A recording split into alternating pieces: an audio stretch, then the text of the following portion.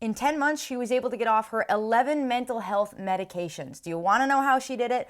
Welcome to the Overcoming PTSD podcast. My name is Kayleen, and I'm so excited to share something really, really special with you today. This is an interview that I did with one of my clients just a couple of weeks ago. And in this interview, you're going to hear her story from her rock bottom to full recovery. You're going to hear her go from feeling like a zombie with no energy, spending no time with her family, nonstop physical anxiety and chest pain, and taking 11 mental health medications. You're going to hear her tell that story from going from that point to having energy to pursue her hobbies, spending time and actually enjoying time with her family and laughing, truly laughing, having no anxiety and no chest pain, and most importantly, taking zero mental health medication. So I'm going to let you hear it from us and hear it from her. I hope you enjoyed this interview, and we'll dive right in. There she Hi. is. Hi, Bonnie. I was in a different waiting room. Okay. I clicked in a couple times and thought, I better click back out and try again in case I'm hanging out somewhere I'm not supposed to be. The calendar automatically made you like your own personal meeting room. And I didn't know that when I set everything up. So I made like a standing meeting room. So I was Oh. in the other meeting room because I was like, it's only 3 minutes. But I was like, Bonnie's not usually late like that. She's probably in the other room. So Yeah, hey, at least we can do them. I'm still trying to figure them all out too. So all this Zoom stuff. So it's so cool that we are able to do this. It's unbelievable. And for the most part, it goes off mainly without a hitch, and it's very user friendly. I remember the first time I got on Zoom, I was like overwhelmed with it. mhm. And it's like there's still some things, but it's so nice to be able to do this. I know when we started the wolf pack, I was like watching tutorials and studying stuff. I'm like, oh, what if I do something wrong? And because I did Zoom with like no camera and things and Yeah. type everything in. So come a long way. But no, I thought, well, I thought I had Brad's thing at 2:30, and I'm like, oh, I hope we're done by then. I officially graduated. You did. Yay. He's Congratulations. obsolete now. I said, Brad, you're obsolete. I Brad, I no longer don't need you. I'm still waiting for that day, but know. Bonnie, that's awesome. Congrats. You So, guys have been doing awesome work together. He's been yeah. working with, I think, like 4 or 5 people, and he does most of them on Mondays, kind of back to back to back. And Mhm. he loves Mondays. Like they're slammed for him, but like is he comes home and he is so excited, and he's just like, everyone is doing so well, and like here are the things that I learned that like we need to update for the next program, and like different things like that. And he Yeah. never really shares exactly who is doing what or whatever, he kind of keeps that private, so I'm always like kind of guessing. But um it's awesome. Bonnie, just first of all, thank you so much for jumping on and being willing to do this. We recorded our podcast this morning, and we were talking about these interviews and like how truly important and like impactful they can be. And it's just like person to person. That's all that it is. And like other Mhm. people need to just see other people doing this, and it's just so powerful. And you've done so much Great. amazing work, specifically in the last couple of months. But I'm just so proud of you. So thank you out the gate for being willing to do this. That's what I was telling Bill. I said, it's instead of me having to sit here and do like the testimonial, it's actually kind of nice to have a back and forth. So I've got somebody to talk to instead of the camera. So that makes it nice too. But That's exactly it. It takes the pressure off. We can just have a conversation, which is really nice. Last week, Brad and I were in different states. So I was in Florida, and he was in uh, where do we live? Rhode Island, right? On Monday. And he couldn't do the podcast for some reason last Monday. And I was like, okay, like I'll do it by myself. And I was like doing it. I'm like, this is so boring by myself. Like it's so nice to be able to have that back and forth. And it's amazing how many things kind of come up in conversation. And it's a great way to do it. So this is awesome. Before we jump in, one of the things, if you don't mind, I'd love to read your what you wrote in your, because I was just like, so when I read my your my application, mile long. it's just so good. Or I'll just touch on like a few different things and then we can like dive into however you want to kind of talk about these things. But you shared like I've had so many wins and breakthroughs. So the question that I asked in the like it's not so much an application as just like to give us each other's information and make sure we're Right. on the same page, right? And so the question that I kind of asked there was, what do you want to like talk about during the meeting? Basically, what wins, right? This is all about wins and progress. Mm-hmm. And, Bonnie shared, right? I've had so many wins and breakthroughs since joining in January, which I was thinking about the other day that you just joined in January. And I believe it was the Yeah. second or third week of January. I'm pretty sure it was the second week of January Yeah. because I did a launch for the first time ever. This was my first experience on Zoom. This was terrifying. I did a live training, a live webinar on Zoom with other people there.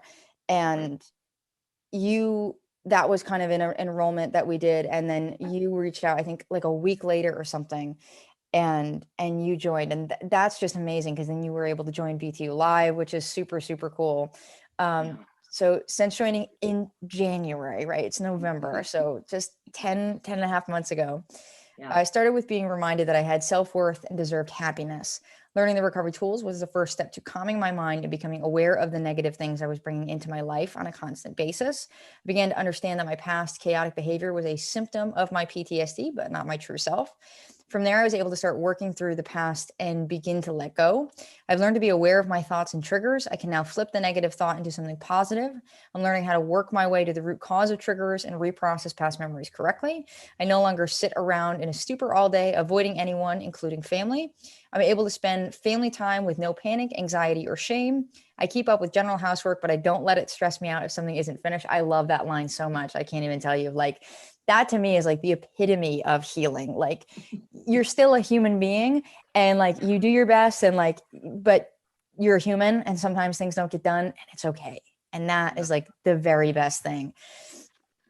Um, so don't let it stress me out. Something isn't finished. My routines are better. My attitude is positive and full of hope. I wake up looking forward to my day instead of trying to just survive until the day is over. I laugh, real laughter. I'm off medications. I'm sober after years of numbing the anxiety with alcohol. In less than a year, I found joy again in planting a garden, walking my dog in the woods, and playing with my grandkids. I no longer have constant chest pains, headaches from stress. I sleep without nightmares and flashbacks. I've made healing time a priority, and I'm now going for days and even weeks without PTSD controlling my life. I have clear thoughts, energy, and motivation. There's so many wins. I'm beginning to feel excited about who I am becoming. I mean, that statement is just so packed with so many different things.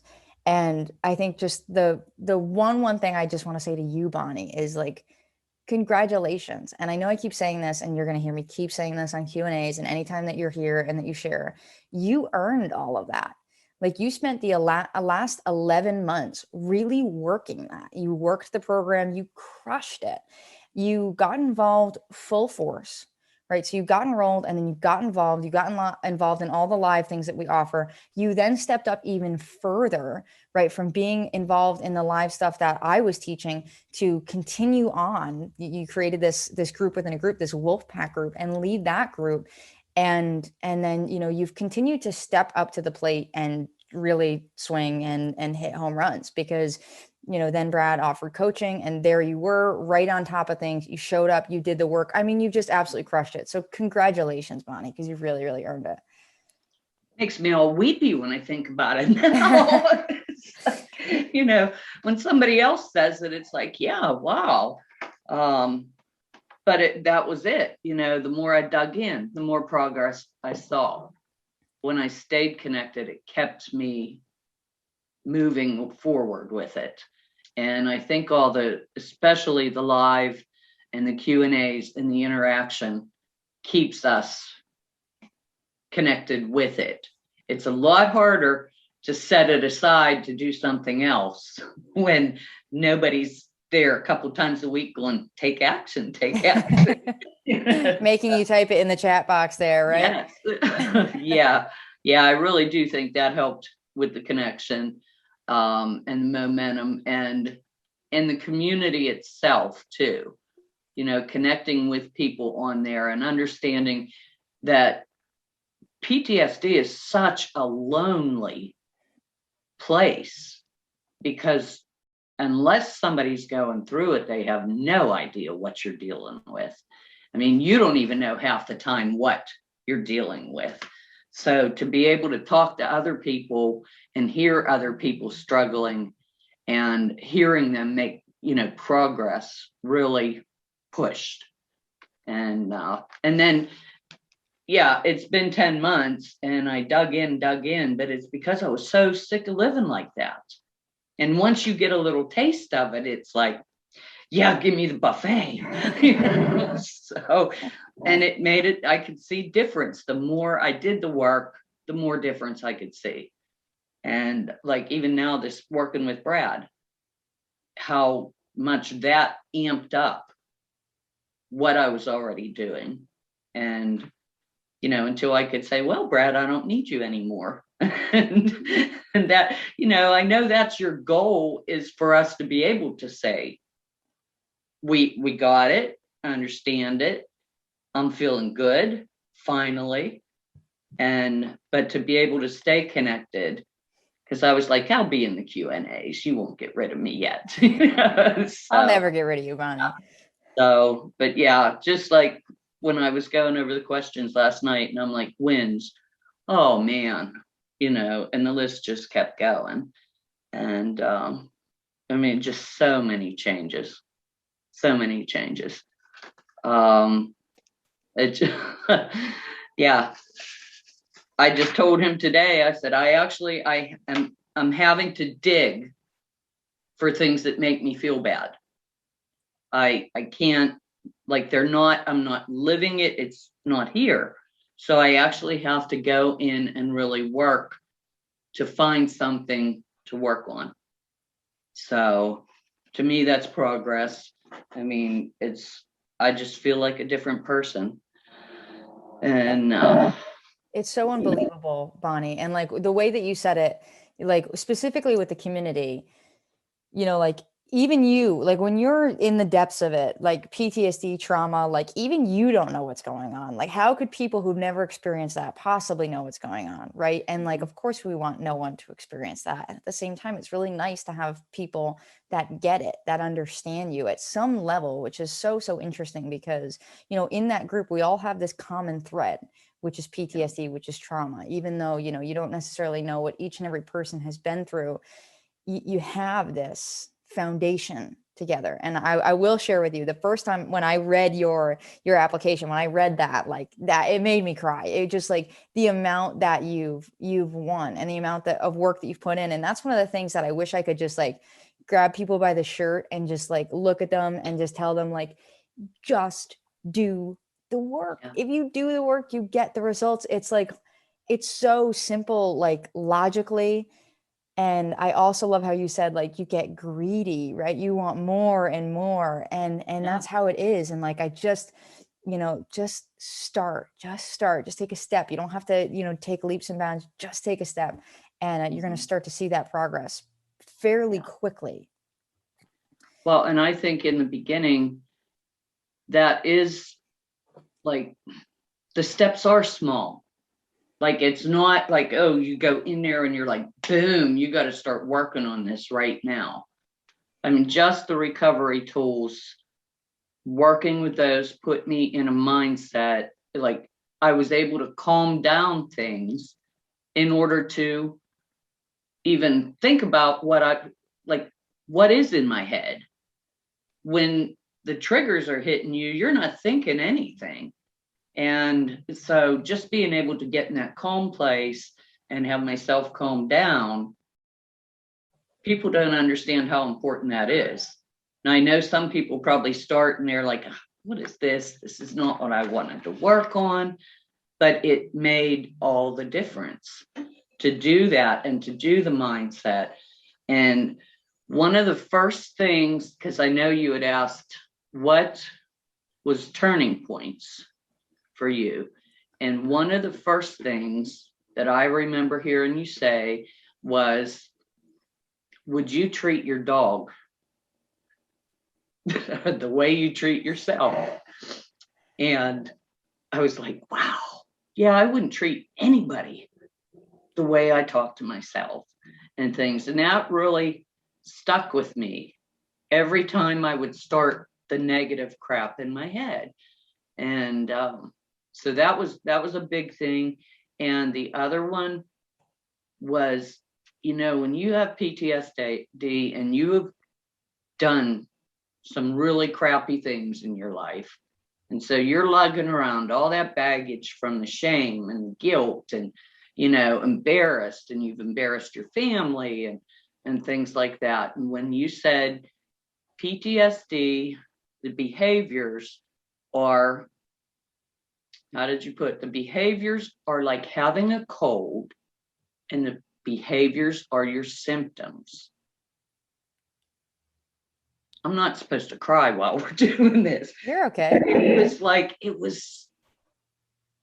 it just released something in me. Not that I wasn't responsible for them. And that's not what you say. It's not that you aren't responsible. Yes, you did them and you have to take responsibility, but it wasn't you.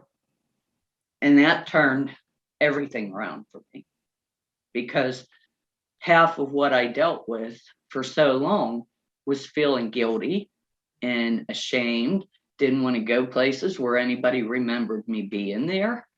And, just the person, like, not even embarrassing things, but I was such a miserable person that, you don't want to be around anybody because you're so negative all the time. And so those really clicked with me. And so people that they look at the beginning of the program and they don't think, well, these aren't important things. Let's get to the nuts and bolts. They are important, because then when you get that mindset, you can start letting go of so much that's like in your way before you can even get to the root of anything else. So that's my 2 cents on that.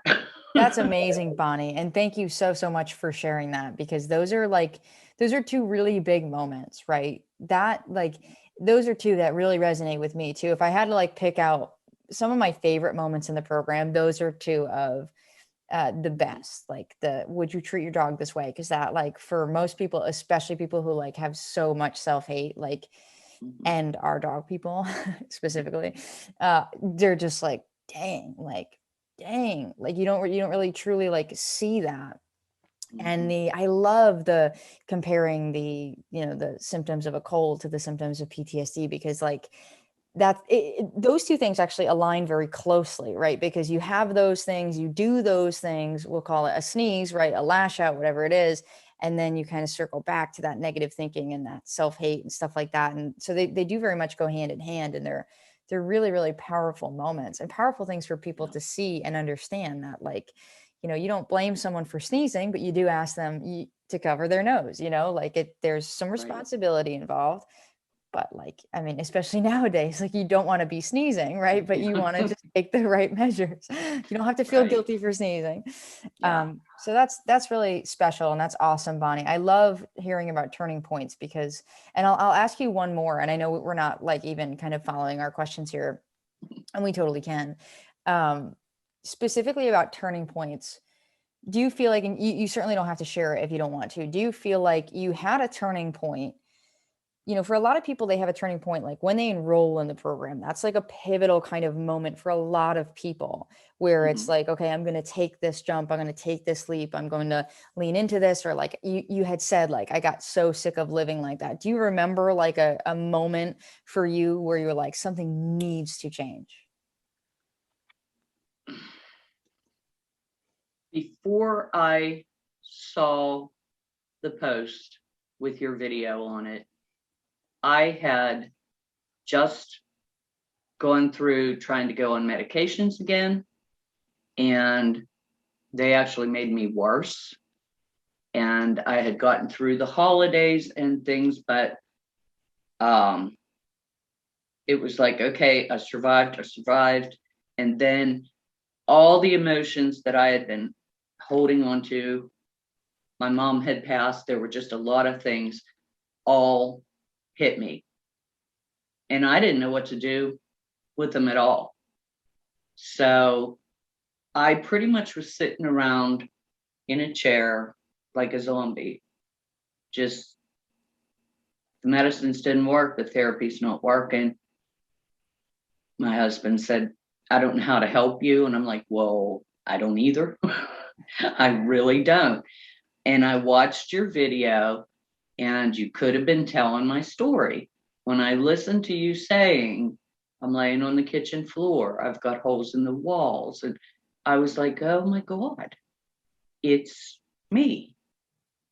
And like there was very little doubt in my mind at that point when I could see you, and you certainly weren't still laying on the floor and things, and I could see you. I was like, okay, maybe we can do this. And the thing was, invest in it. What do I have to lose? What have I spent on therapy? What have I spent on medications? What have I lost in my life? How can you not try it? So, yeah, that just, and it was probably, I think I listened to videos like back to back for the first couple of days, and I just felt a shift. And I think a part of that was the recovery tool. Like when I could calm myself down and actually like focus on me for just a little bit. And when I could see that, I was like, oh, I still can do this. I can get it settled down. And then I did a lot of butterfly hugs for quite a while. But yeah, it was just kind of, for so long, so much was in your head, you couldn't focus. Like you aren't even in yourself. It's just, you're kind of outside and your life's going and you don't know what to do with yourself. So the recovery tools just right in the beginning helped me to settle down. And years ago when I was real bad, medication did that for a little bit. And I was able to start into some programs and things like that. But none of the programs were PTSD oriented. They were to help you get yourself together. They were to help you with mindset and things, but it was basically a Band-Aid because it wasn't healing anything. And the same thing with therapists, yeah, I'd go in and I'd vent and I'd go home and feel a little bit better, but I wasn't getting better because it was just put a Band-Aid on it, go home, take a pill, go home. At one time, I was taking 11 pills a day for mental health. Wow. So 11 pills a day. Since January, have been off of everything but sleep meds. And I am now off the sleep meds. And I've closed out my case, finally.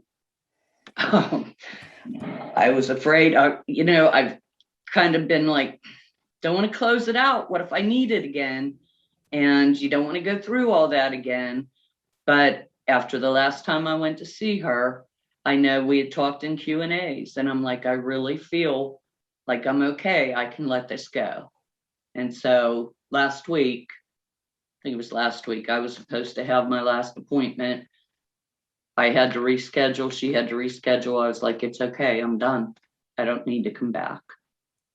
So. Bonnie, that's amazing. Wishy-washy. But yeah. No, it's amazing. I mean, truly, all of this, like in 11 months, and I think kind of what's cool about your timing through this is you had holidays, and then now for a lot of people, for better or for worse, holidays are a challenge, right? Even if it's just routines and schedule wise, it's just chaos, right? Yeah. And so like right after the holidays, you're able to kind of like really start crushing this, taking action.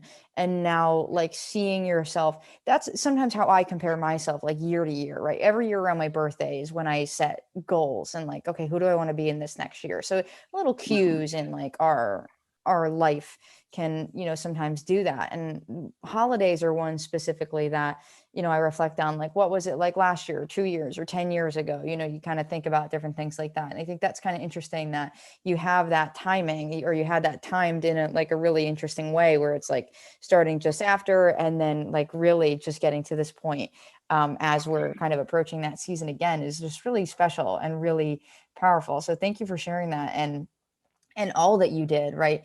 And the recovery toolbox tools, they're amazing. They really are amazing. And it's interesting because, some people do, like, they'll start the program and be like, like, some people just want to go fast and like just want to like Mhm. skip right to the processing, and like, let's get to the dirty work. And like, I love those people with all my heart, and I'm one of those people. And like, you just got it. Like, the mindset work, the tools, they set you up for success. It starts you with these little wins, and you start building these muscles and these new neural pathways and different things like that. So it's a really kind of a cool process, and I'm glad that you had some of those moments. And congrats on being kind of closed with that chapter of your life. It's pretty wild. 11 is a pretty wild number of medications to be on, and I love the way that you describe, some of those things. And it's so like, it's so sad to me. And at the same time, like, this is one of the reasons I want to do this, is like hearing very, very similar experiences again and again. Like, meds don't help, and like therapy is a Yeah. band-aid, right? I love the word that you use. Or like, I've been in other programs and they're a band-aid. And it's like, it's so sad. And at the same time, what I want people to hear is like, hear your story in these stories. And you mentioned the story that I share when I do live trainings, which is like kind of my rock bottom story, Mhm. my rock bottom journey, I call it, versus like a story, right? There's not like traumatic details, but I shared the journey. And that resonates with so many people, the holes in the walls, throwing things, like all of that. And it's again, it's so sad, but it's also so special, because it's just nice to know, like you mentioned at the beginning here, like the community of people that we have in the program, like there are other people out there that have done this, that are doing this, that are struggling with this. Like, it is a lonely journey, but it doesn't have to be anymore. Like, we live in this world now where we can do live things on Zoom, and we can be in the same group and communicate from different time zones and different countries. And that, I think, is so special, because that's something that I searched for, when I was at rock bottom. I searched for, and I remember Brad saying, like, why don't you try some like groups? And I was like, Yeah, what? but boys, some of them, yeah, And the groups on that's the Facebook other are thing. bad. They're Yeah, bad. that is a big thing with this program, is the positive community. It's not, oh, come on, let me tell you, my story is worse than your story. I can tell you, yeah, and I think that's hard for people with PTSD, because, you know, you need positivity. You need somebody telling you good stuff. You get into those groups and it pretty much makes you think you're done. You're not ever going to be better. And and I know you said you hesitated to even do the program because of that, have groups, the Facebook groups. But it is, I mean, it has to be the loneliest feeling. Like, your family can't understand it. They're seeing you just be this off the wall, walk on eggshells. You never know if they're getting Jekyll or Hyde here, and you, they don't understand it. So you just slowly isolate yourself more and more and more, which is the worst thing we can do, but you don't know what else to do. And so by having the community and knowing other people are walking that road and they don't think you're crazy, it makes a huge difference in being able to connect with people, and also being able to lift other people up instead of always focusing on you. We tend to do that. We kind of get into our own thing, and then you get into the group and the Q&As and somebody else is struggling, then you forget about your pity party and you start talking to somebody else. So it's a big part of the program, I think. And I would say, based on kind of that description, like healing in and of itself, right? Like, to be able to lift others up. That was one thing that I noticed along my journey, is like, there's this certain, like, you can sometimes forget about stuff when you're immersed in something else, right? You can sometimes like just put that down. Like you could be like so chaotic and like so obsessing over something. And then like you see someone drop something. Maybe you see like an old person that lives next door, they drop something. You just like go over to help them pick it up. Like for that instant, that's gone. That thing you're obsessing over is gone. And like you lifted someone else up, you made them feel good, and that feels good. And so, in that kind of description, the group itself, like you said, I was very hesitant to do it, is definitely healing. So that's really, really special. So I do want to get into a few questions. Okay. I know I haven't asked you. Well, we've just been kind of dialoguing here. Do you want to share quickly, kind of some of the wins? I know I shared what you put in the post. Do you want to share a little bit about some of the wins that you wanted to kind of like jump on here for? Okay. Let's see. My first one, and that was right in the beginning, was just realizing that I was worth fighting for. Yeah, I can try and do this and not get weepy. Because I was at the point where I didn't feel like that. And so just like I said, listening to you and listening to a few of the things just reminded me. So that was kind of like the beginning wind. Being able to use the tools and settle my mind down to even be aware of a trigger, like you're aware of it, but you don't know what it is. And once I learned the tools to calm myself, and then the tools like the beliefs and things like that, because there's something that's bothering you, but then it turns out that that really isn't what's bothering you. It's down a few levels that you have to dig down to. And now I recognize that. In fact, I was just talking to Brad about this today. We had a Wolfpack meeting Saturday, and there was just, I said to the girls, I'm like, there's something there. I don't know what it is, because I've been feeling so good all week. I noticed it right away.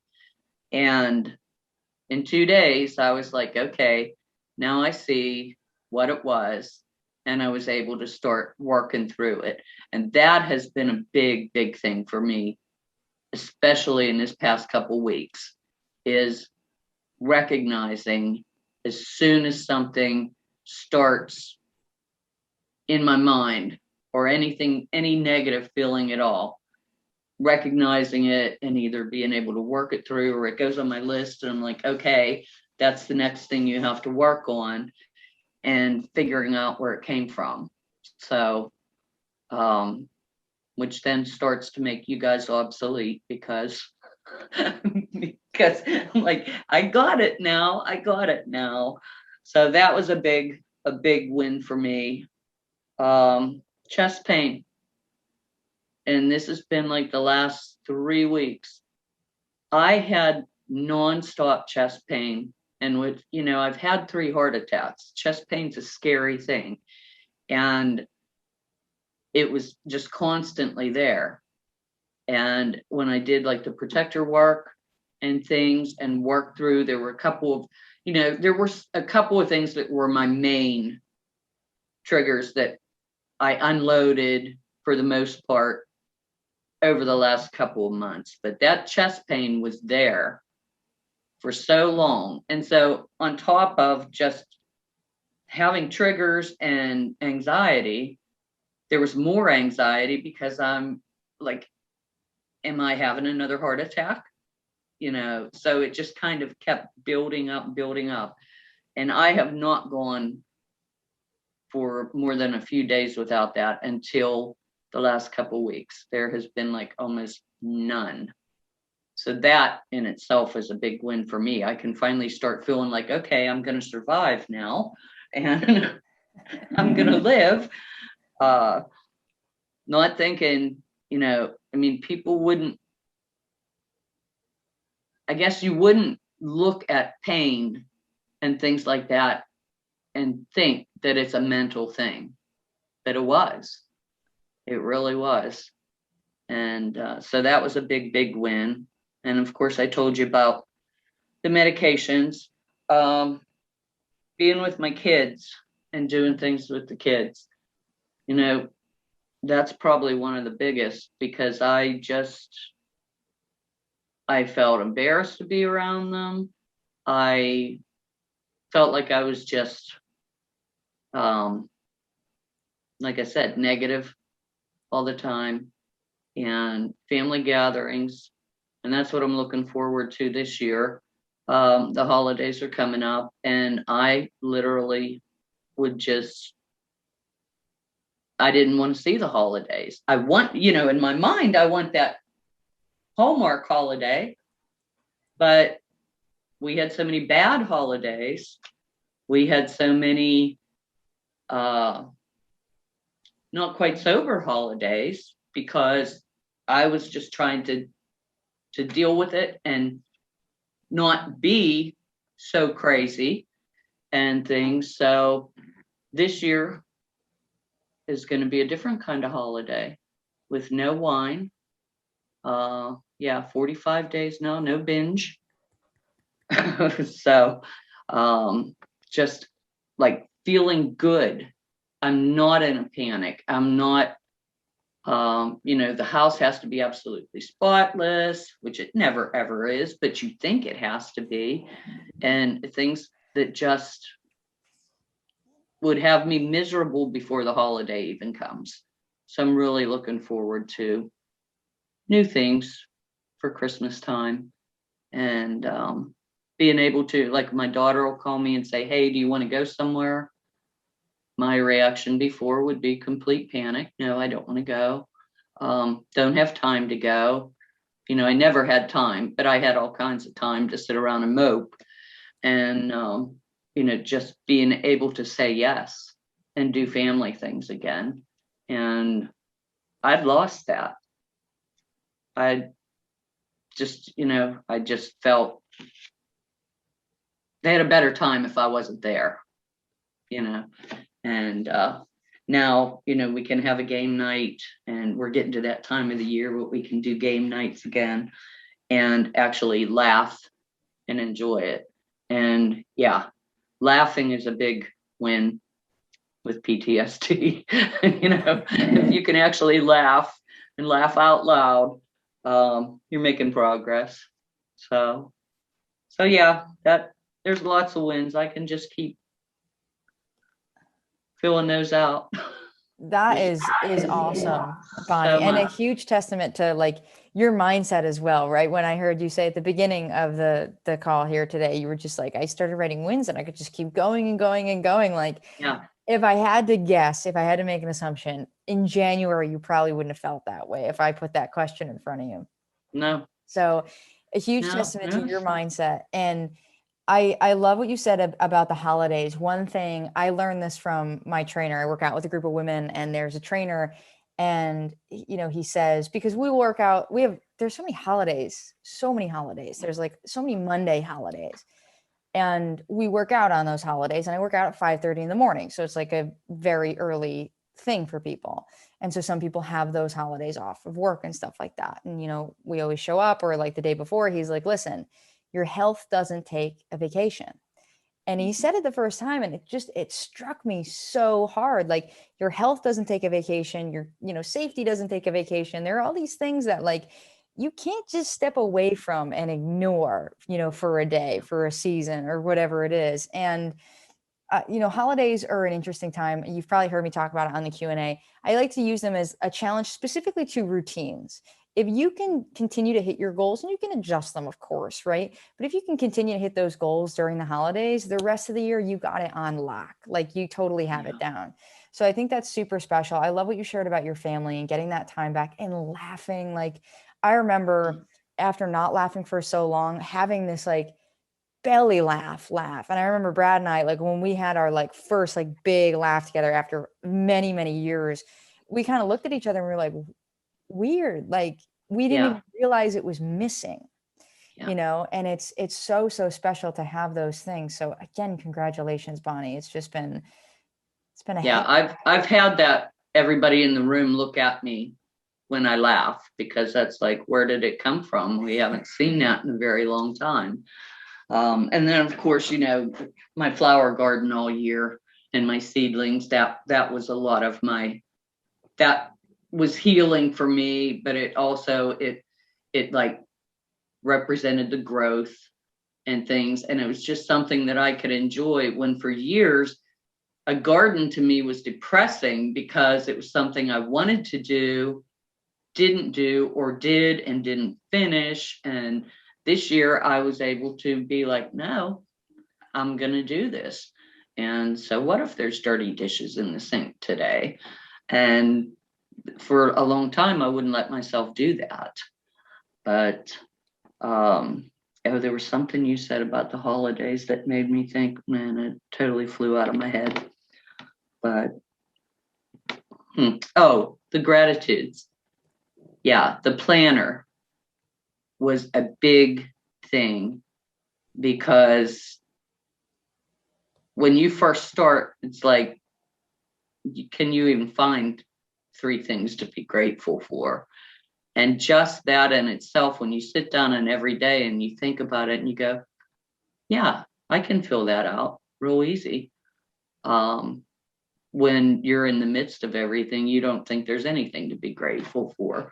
And so I think that planner is really a big part of the program, like your routine. You have to keep that in front of you. And like me, you have a page for goals, which I did do, but I also used it for journaling.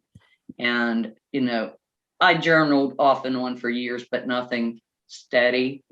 And the journal has really helped me go back and recognize, like, one of the things that I just went through working with Brad after we tackled some big things. I was like, okay, so I'm not sure where I need to work right now. And I went back through that journal with a highlighter. And one of the big things that just stared out to me was guilt. Guilt. I felt guilty here. There was guilt. There was guilt.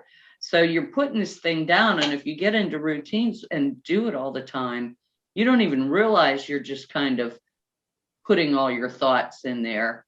And then when you go back and look at it, it's a good way to see your progress, but it's also a good way to go, oh, that's something that's still standing out. So then that was like our next project to work through. But so it sounds like such a simple thing to fill out the planner every day, but it's not. It's huge. Just such a big step in, like, just keeping the whole mindset the way it needs to be. Yeah. And so that's one of those things. And a lot of things in the program, right? Them and themselves, they're simple. The acts are simple. The questions are simple. Like, it takes a middle school level education to be able to understand for the most part, and to be able to like act on the individual things. And then, at the same time, the simplicity in those actions, they are the big things. They are the most important things to get those things done. In regards to simplicity, you mentioned there were 2 things that you mentioned that really struck out to me. One was like, it sounds silly, right? When you're saying like, it doesn't matter if there's dishes in the sink today. These were the 2 things: dishes in the sink today, and like the house does not have to be spotless for the holidays. Those 2 things, they might sound really, really small, but they're enormous things because they speak to something much, much greater. And I used to kind of be that way as well. And Brad will probably tell you if you ask him, like I was a total nut, like neurotic in regards to like, if someone's coming over or whatever, everything has to be spotless, has to be clean. Like I'm going to clean the attic, like just in case. Right. And you start to let those things go a lot more, and you can start to just really live, and you can start to be human, and you can, it's not like nothing's the end of the world. And you start to see that, and you start to get this consistency and know when it's time to say those dishes can stay in the sink and it doesn't matter, and choose something different. And when it's time to do them, and it's super simple, but super special. And you also mentioned that like pain in your chest, it's amazing how many things PTSD affects that we don't even realize. And you said it well when you said at the beginning, like when you're going through this, your friends and family can't understand because they've never been through it, and you don't even understand. And that's one of those things, like you don't really see how many things it touches. And physical ailments is a enormous one, beyond like, anxiety and depression, right? All of those things are interrelated, a little bit more obvious, but many people with PTSD also have fibromyalgia or chronic pain, different things like that. It's like it all kind of comes together and it's all related. Yeah. So it's super, super special. I know you probably want to get to the Q&A. No Q&A today for you. Did you outgrow Brad's Q&A? Well, if they keep them in there for 2 hours, I'm good. I can catch the tail end. Yeah, we'll let you catch some of it. But I do have a few more yeah. kind of questions written, if you don't mind. No.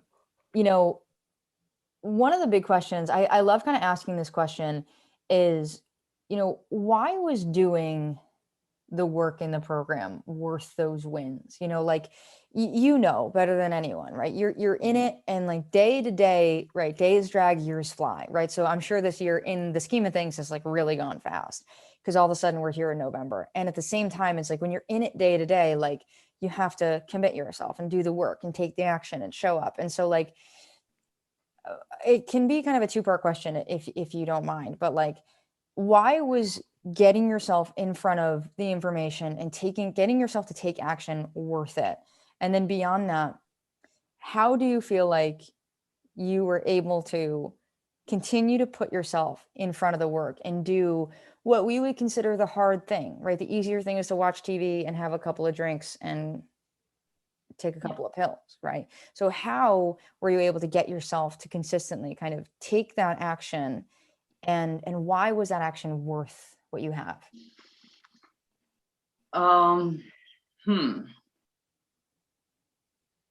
How, I guess because I could feel a shift right away. Okay. As soon as I started working with things, I could just see things differently. And that made me want to do more, because when you feel like you're not even alive for so long, and then all of a sudden you feel a little bit of joy, or you grow that little seed that, things, and you enjoy them, it makes you like, you feel the hope. I think was the big thing. Like when there were just a few things, but they were clicking, you want to do more of it. And then, like we said, the stuff in the beginning is small stuff, but I think that makes you want to get, okay, let's get this small stuff handled and let's get to the big stuff. If you're already feeling a little bit better and a little bit better, and then I found out, and you talk about doing the healing vacations, and I was lucky enough that I could go to my son's little cottage and, spend some time by myself. And that was breakthrough time. So once you see how much further you can get, I guess it pushes you to want to do more.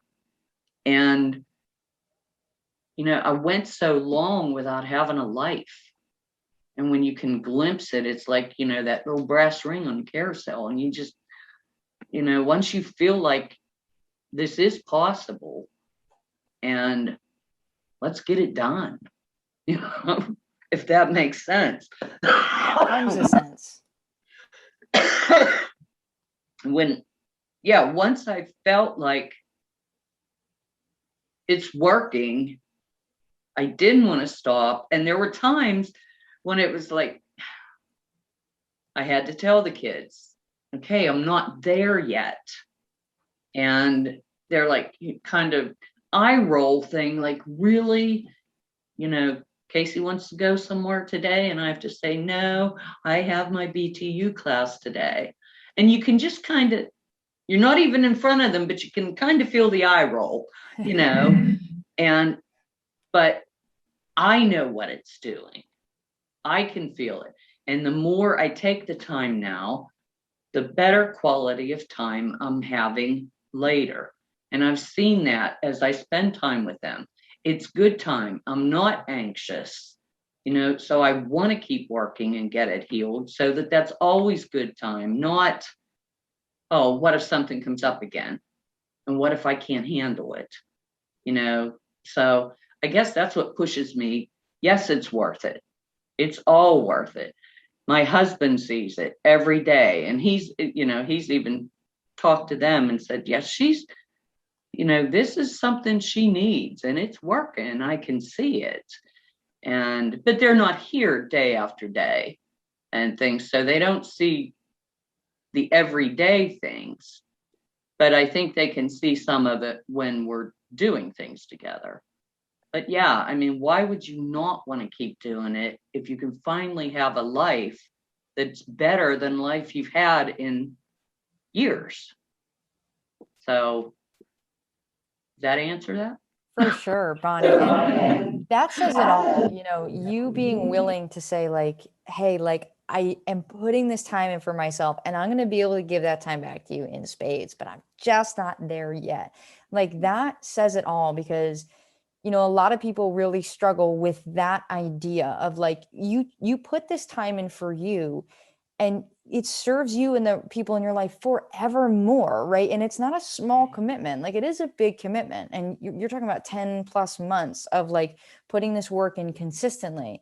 And now you're getting to the point where you're starting to say, like, you're saying, okay, like, Brad, we're done coaching, right? And I know you're going to be on the Q&As and you're doing this with me, but, like, you're starting to get to that point where you're probably going to step away more and more, and that's excellent. That's my favorite part of this, when you fly and leave the nest and just go live your life and be who you are, and, like, just enjoy, and then just get to help people and inspire people. Like, that's the best part of this. That's what all of this work is for. Like, you really do get that forevermore, and that's really special. Like, I put, like, 2 years of unbelievable work in, and I have the rest of my life, and I know that. Not only that, I have these tools and skills that I otherwise wouldn't have had, and it's really a really special thing. So that says it all, Bonnie. Like, your commitment to doing this, and you saw the other side of this. You saw, hey, I'm putting this work in now so that we can have something excellent later. And it's hard because you do have to say no to things, and it's hard for you. And I don't have little kids at home, so I could make a little more time and things, but it's hard to say, oh, maybe today I won't do it. I can put it off for another day. But anytime I did that, I saw the sidestep, so it was like, no, I committed to this, and Brad's a good taskmaster for that, He's tough, isn't he? I said I was doing 18 hours, and I better have my 18 hours. You better. So, but no, it's probably frustrating, and you get to a point where you're making progress, but you've been putting in a lot of time, and it feels like you're giving up things, but you're not really giving them up. You might for a little while, but what you're going to get on the other end is so much better than it would have been if you're not your best self. And I haven't been my best self for a long time. So I'd rather keep putting the work in and get to that point than, give it up for this or that. And yeah, so. That's beautiful and well said, Bonnie. I mean, it's amazing to see that mindset and hear that mindset. It's so powerful. I mean, it really is to hear that from you. What I love when we kind of get to this part in the process, like, together, is, like, hearing the mindset and, like, the common mindset that, like, the group holds, and the common mindset that people who heal hold. And that is one of the key things, is, like, yeah, it feels like a sacrifice, but it's not really. You have to see what's just around the corner. And for a lot of people, the end is the hardest part, where they're like, they really start to get that taste, and they're like, great, things are great, but you just have, like, a little bit left. And you've been putting all this work in. So, Bonnie, it's fantastic. Well, I just told Brad today, oh, thank you guys so much for having PTSD, because where would we be? That is so, so funny. No one's ever said that, believe it or not. That is so funny because one of the things that was kind of pivotal on our process, like we had no one to lean on, we had no direction. Yeah. We had each other, which was an absolute blessing. And, one of the things we kind of kept reinforcing in each other is like, this will be a good thing. Like this doesn't feel like it, doesn't seem like it. It will be a good thing. It's going to be good for our relationship in the long term, like good for us as parents in the long term, like good for us as people, whatever. Not even imagining that we would do something like this with it. But we believed that it would be a benefit somehow, someday. And that was really powerful. And some people kind of enter the program and they're like, do I have to believe that this is a good thing? I'm like, no, nope, just take your time. And you don't ever have to get to that point. But typically you kind of do as you go through the healing. You can look back and say like, hey, like, look at what I have now. Maybe not because of trauma, right? Specifically, but because I had to go through this journey. That's like why we call the program Broken to Unbreakable, is that unbreakable piece is like, no, for lack of a better term, normal people don't have these tools, don't have these skills. Normal people struggle in their relationships, struggle with self-esteem. People who haven't experienced extreme pain or trauma. And unfortunately, that extreme pain or trauma or whatever it is that people go through that gives PTSD, that like you need enough pain to drive the action of something needs to change. Most people live at this tolerable level of pain that's just uncomfortable for them. And so the people that heal from PTSD and have PTSD and go through this journey, they get the most amazing lives, the most amazing relationships. Everything is so fulfilling for them because they're far beyond normal, because they, like you were mentioning at the beginning here, like I have to dig for things that like I still could possibly work on, because you can do that with the tools and skills. Whereas they might not be demanding your attention, but they're there. And, now that you have the skills, you should heal them, so it's a really, really powerful thing here. So there are a few more questions, Bonnie, but, we've kind of covered them in different ways. Is there anything else you want to kind of chat about before we hop off and I cut you loose for the Q&A if you want to go for it? I mean, if you have questions, that's fine. I know one thing that you had asked was, what about people that are on the fence with the program? What about people that don't believe you can heal?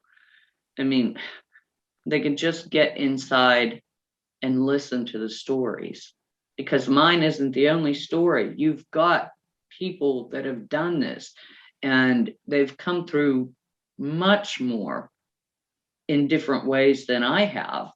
And, if you don't believe in yourself yet, you got to believe in the program and believe in the process and let it work for a little bit, because what do you have to lose? I mean, what kind of life are you living now? And that was my thing, I'm sitting here like a zombie. I have no interest, no emotion other than just this. What do I have to lose? And it only took a few weeks before it was already making a difference for me. So yeah, you just gotta, what's finding your best self worth? That says it. You probably haven't seen that person in many, many years. Wouldn't it be nice to get to know them again?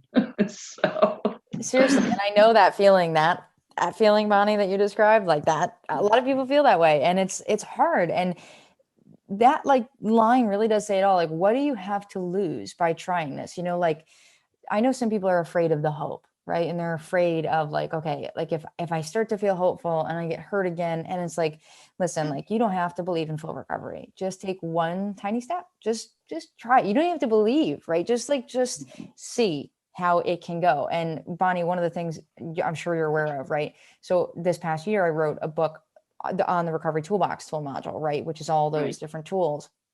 And, one of the reasons for that was because they're so easy to implement and they're so powerful when you implement them. And they're kind of the start of the foundation. And, I want people to see like, okay, oh, this gave me a little relief. Okay, if this can give me a little relief, then what's next? I want to start to kind of open that door in their mind. And So I appreciate you saying that. And it's one of those things that's like, you have to lean in a little bit. If you're nervous, that's a good thing. That's a good thing. You're stepping out of your comfort zone in some way, shape, or form. And there's a quote, I forget who it's by, but like the definition of insanity is doing the same thing over and over again, expecting a different result. Like what you're doing probably isn't working, if you're still in pain after years, decades, whatever it is, if you're still suffering. And so it's like, it's time to try something new, right? And leaning into that is really powerful. And you're leaning into that. I like to think of you're leaning into that with this amazing community of people who like have their hands up ready to catch you. It's like one of those trust fall exercises, but it's not just me. It's not just Brad. You have all people all over the world right there with their hands up, ready to like welcome you to this journey.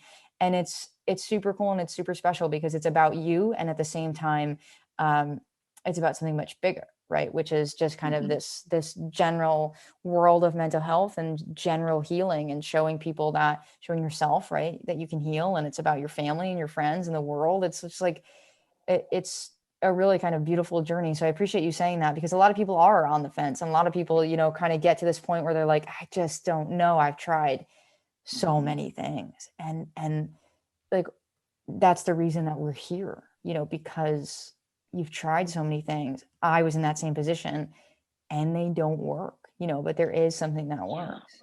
Well, it's even if somebody joins a program and all they have done is the recovery tools, maybe mindset work, but even the recovery tools, that was more relief than I had gotten from anything. Just being able to control that slam when it hit me, that in itself is worth starting into the program, and getting those tools just to be able to calm yourself down without shoving a pill down your throat, without the glass of wine, because obviously they're not helping you. So yeah, just the recovery tools alone, and the mindset. I mean, people have no idea the garbage they feed themselves every day until you really start picking it apart. And even if that's all, the further they get in the program, it's going to change their life. I really believe that, if you can turn that around, and then by the time they've turned it around, then they'll understand that the program will work for them. That's the thing, right? And it's just like, just get yourself to take that first kind of action, and then it kind of builds from there, and then you start to feel the results. And a lot of people kind of get confused because people will get on interviews or testimonials or whatever, and they'll say like, listen, within the first couple of weeks I felt better, or within the first couple of days, whatever. And people are like, what? Like, no way. And it's like, yes, way. Like that's the way that it's structured, is to immediately get you some relief, some results. And then the mindset work, like that works fairly quickly in regards to, the scheme of things, right? Talking about like, for some people, it's just so fast. Like the mindset shifts happen so fast. For other people, like taking the action, it's going to take like, you're going to have this little lag of like a week or 2 weeks, whatever it is. And then you start to feel it. And like, it is palpable. Like you can truly feel it. And it's wild that it can happen in weeks. And it's not this thing that has to last forever. It's not this thing that has to take forever. That's like the really cool, beautiful part about this.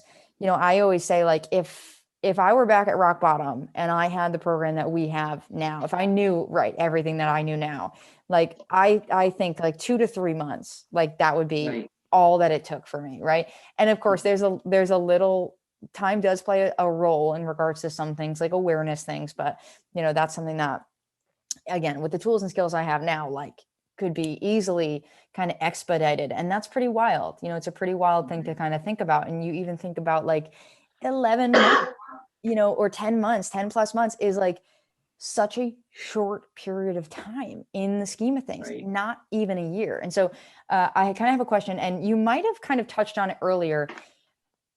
Do you remember like the moment where you believed, or if you had kind of a point where like you were like, okay, full recovery is possible? Do you remember kind of like a moment?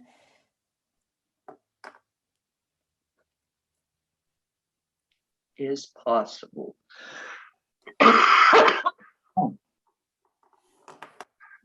Okay, remind me what you think I said, because I've had so many things in my head. You had mentioned like, oh, I think on the webinar, when you heard me kind of tell that story where I was on the kitchen Oh, floor, you had kind of said like, oh, well, maybe this is possible. Was there like a moment where you were either like, this is, or was that the moment where you're like, okay, like you open the door? well, connecting with you and hearing your story was a big thing, because I could see you as you are now. And you're telling me you were like me, laying on the kitchen floor and holes in the walls. And, so I was like, oh, okay. So that made me very curious to get into things. Um, I think it was before I even started in the processing. It was more as I was able to turn around the mindset and just even be aware of what I was feeling. That was like, you taught us how to look at the beliefs and what is it you're telling yourself day after day after day. And, when you first look at that, you're like, oh, I don't do that. And then you're like, my list got really long all of a sudden. And just like being able to feel something and understand where it was coming from and trace it back. I think that's the point when I could understand it. Like I could understand where it wasn't just one big thing, it was all these little things. And even like there were things that I thought of that were in my past that I didn't even know that I remembered, let alone that it was a painful thing for me. But that's when I really felt like, okay, I'm getting a handle on this and I can do this. So, but now, especially now, when I can go for weeks and I'm not having any anxiety over things, if there's a small thing that comes up, my mind grabs it right away. And it's like, oh, something isn't right. And I can, and I can't always just in that second, but sit down and think about it and go, okay, what was I doing? What was I watching? Who was I talking to? And be like, oh, there it was. And if you can do that, you know, that's all you got to do. You got to just put it through there. A lot of things are just things you need to remember. And I mean, some things are just, I had to remember and cry. Just have emotions that I couldn't, for so long, there was no time to have emotions.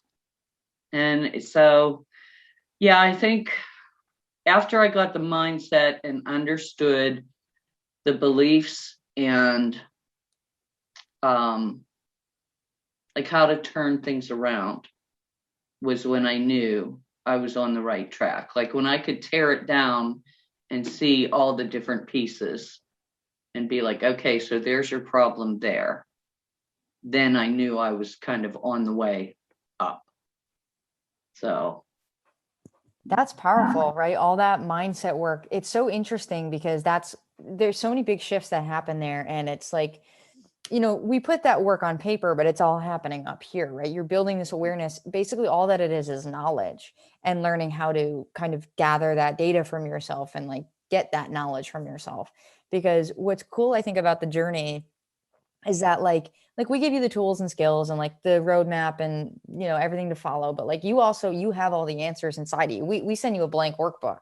We don't give the answers to you. You have to find them for yourselves, and it's a really cool process. And the way that you described this was one thing that I was not expecting after healing. No, I was not expecting any of this, right? But after like healing, the way that you describe, like you're good, and like you're not, like you just are, you don't have any anxiety, you're just being, right? Yeah, And it's a strange feeling. it's really weird. It's hard to describe. I remember the first time I didn't have anxiety, I was like, something's missing, Yeah. you know? And you have that, you're just calm, you're at peace, you're just chilling. And then something happens and you're like, wait a minute, right? So you're like a pond with no ripples. And then all of a sudden someone drops a rock in and you're like, wait a minute, where'd that come from? Right. And you can immediately or fairly quickly, you get kind of better and better at it, but like identify what is it that made me feel this way and why. And sometimes it's just the knowledge itself that you're like, oh, I remember one time like I like checked my bank account and then like 10 minutes later I was like, why am I so anxious? Right. So then I was like, oh, I just checked my bank account, I'm a little worried about money. And then I was like, but I already have a plan for this, right? I already know what I'm doing. And so it was just that knowledge alone that was like, okay, cool, like we got that handled. And then it's like gone. And it's a really cool thing to be able to do. It's kind of like that's one of the things about like being healed is like you have this superpower of, and things won't always bother you, but you're always going to be a human being, right? You have this superpower of like, oh, that like didn't feel good. Why? And what can I do about it? And what do I need to either say or do or take action on or think about? And it's just really, really neat. So I love the way that you describe that. And that is definitely an effect of healing, of Mhm. being still with no ripples and seeing exactly when something starts to kind of stir that up. It's so powerful. It's so fast. It helps you in your life in tremendous ways.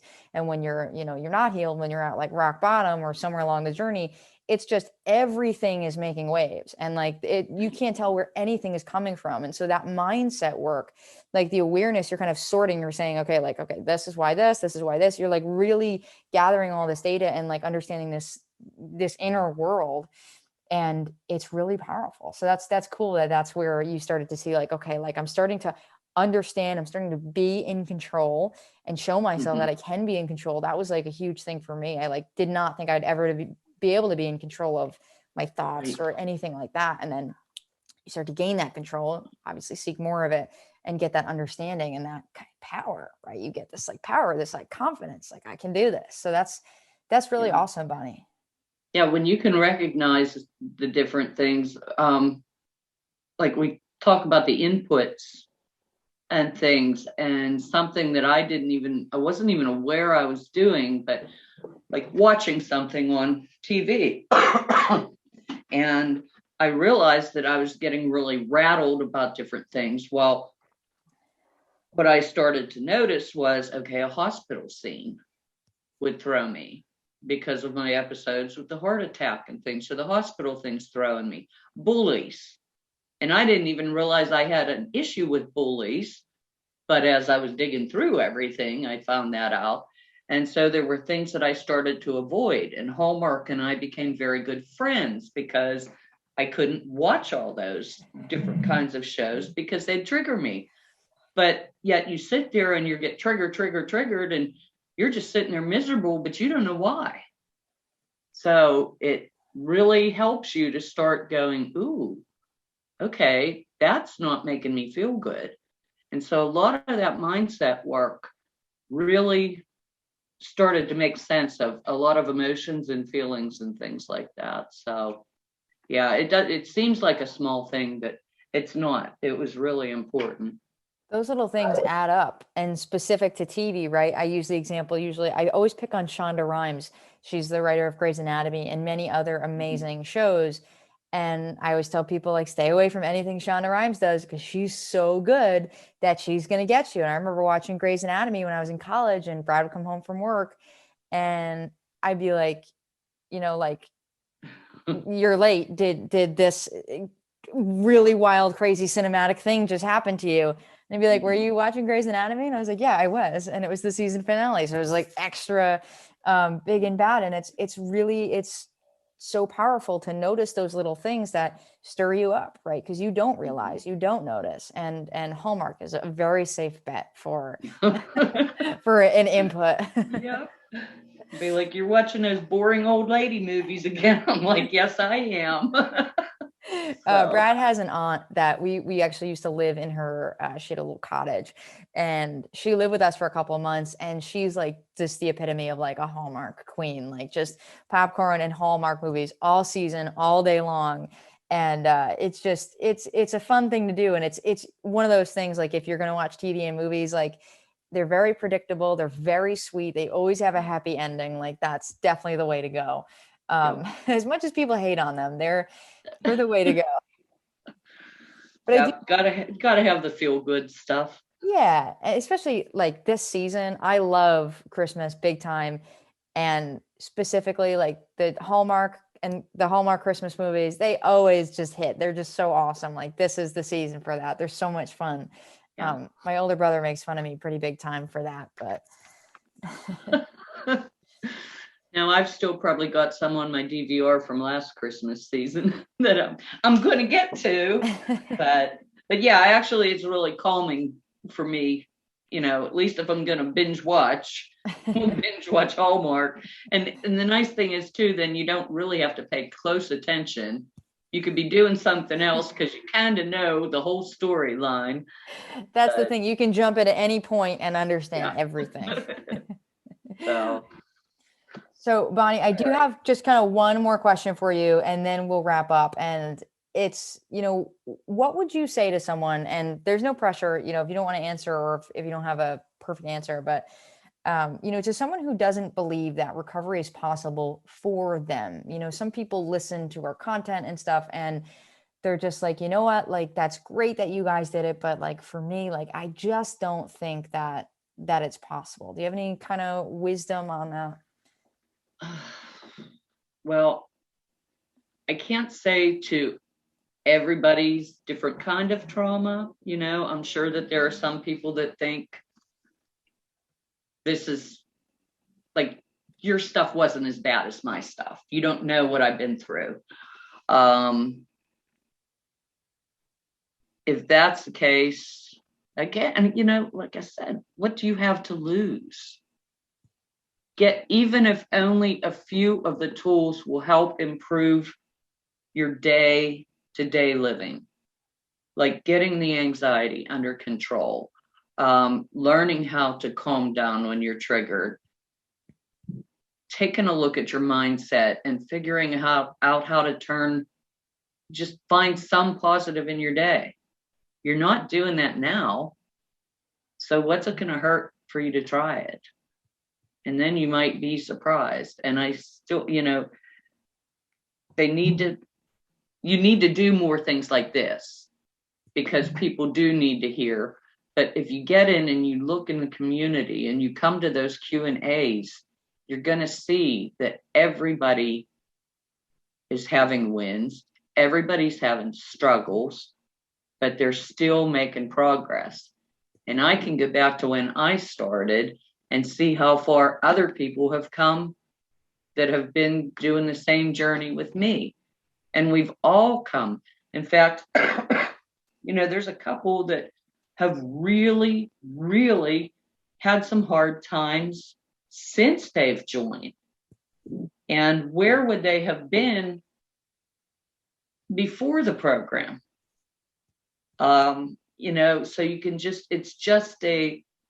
it's like a testament to how far you can bring yourself and how much you can heal, even if you're not fully healed, that then when that next big thing comes, you can handle it.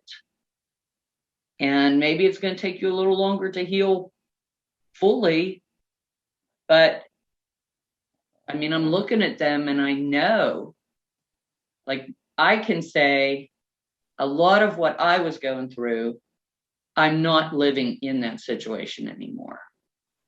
But it was still holding me back from living any real kind of life. Survival mode is not living your life.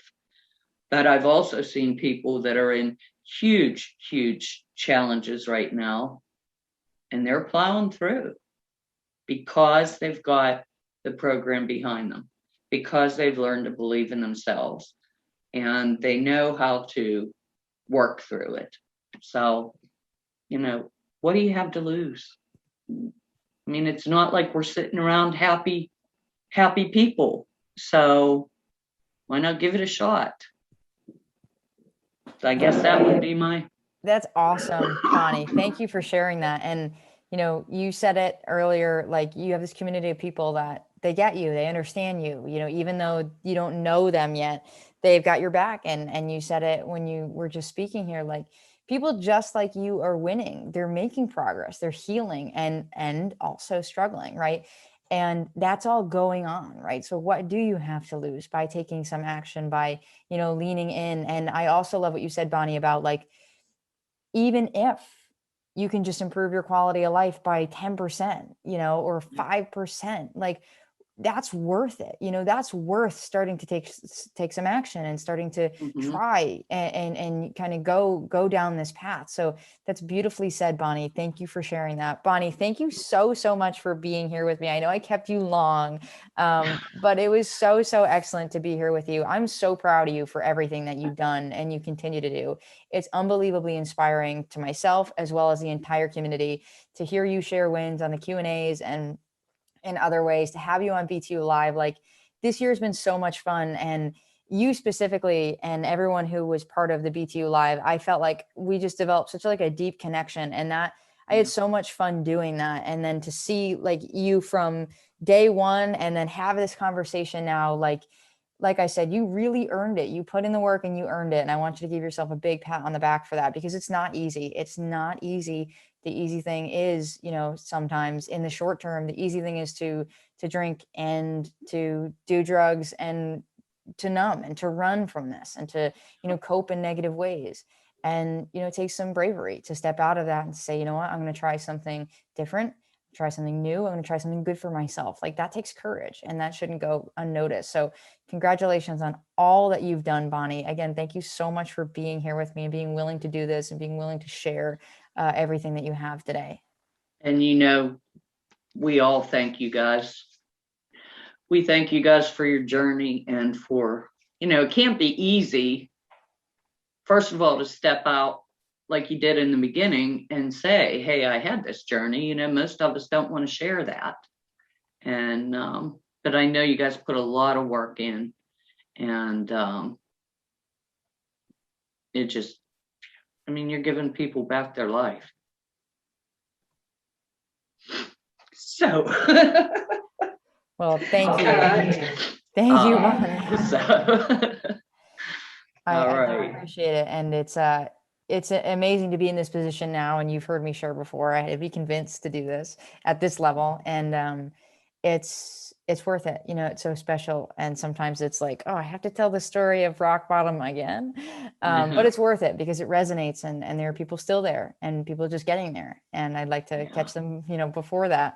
But thank you for saying that and for always being supportive and here and loving. It's amazing to be in the community with you and everyone else that's there. Like I said, it is inspiring to us. It's inspiring to me each and every day to hear those things, because I know that it's not easy. I know it's a tough journey. So thank you for sharing that, Bonnie. You've been amazing. I love you. I believe in you at the very highest level. I'll see you around the community. And for everyone else listening, you can do this. You can heal. Just start to take some steps. Bonnie said it best, right? What do you have to lose? You're not enjoying the quality of life that you have now. Start taking some different actions. And we're going to be to guide you. And what if it works? What if it works? What if it works? I saw this shirt once. I think it was on Facebook. It's probably like a Facebook ad. And it said, what if it all works out? And it just rocked my world, because people normally don't think like that. You're thinking of, what if it doesn't work? What if I feel hopeful and then I get hurt? And like, what if whatever? You're not, no, that's not going to happen. I promise you, we're here to guide you and support you. We're here, we're bumpers in the bowling alley. You're going to get to the pins. I promise. You can't get in the gutter. We got you. So what if it works? That says it best, Bonnie. So thank you again. And we'll sign off. All right. Thanks. Bye, Bonnie. Thank you.